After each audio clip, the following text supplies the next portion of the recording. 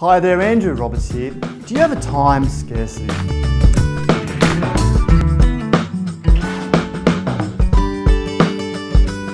Something that I've really struggled with for many years is this scarcity of time, and I only realised I had it after being pulled up by one of my mentors I've mentioned previously, Marshall Thurber.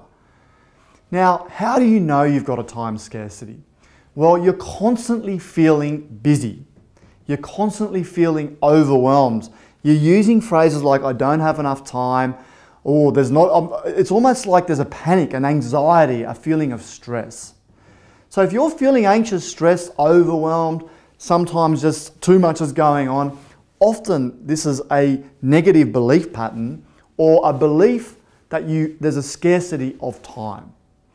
Now, there's some amazing tools that I can recommend for you to start working on removing this. And it's interesting because if you look at Richard Branson, Branson has exactly the same amount of time as you, the same amount of time as me. Now, Branson runs 350 companies. 7 of them are billion-dollar companies. At the moment, he's working on projects to fly people into space. He's working on projects to take people to the depths of the ocean. He's working on projects to literally provide water to every nation around the world. That guy has more commitments than ever. He spends massive quality time with his family. He's very fit and healthy. And when interviewed, a journalist said to him, "You must have no time." And he looked up in just complete amazement and went, "What do you mean? I've got heaps of time." See, this is interesting because if you believe you don't have a lot of time, then that's your reality.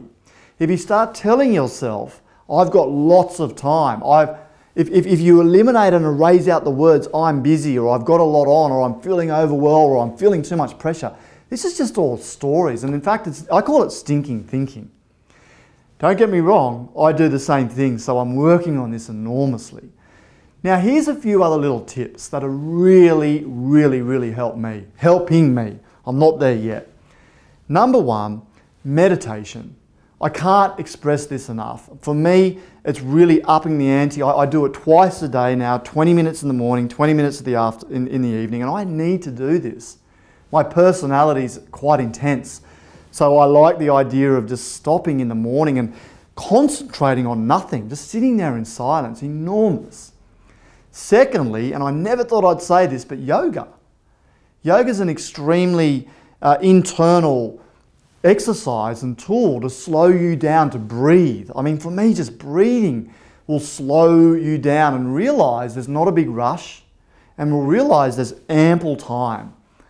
Thirdly, just the ability to plan big chunks of time into your schedule where you actually just stop. This is why I love working to 50 minutes. 50 minutes sprint, 10-minute break.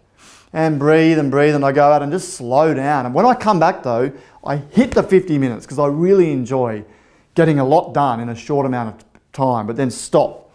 10 minutes breaks. But it really boils down to the affirmation, I have enormous amounts of time.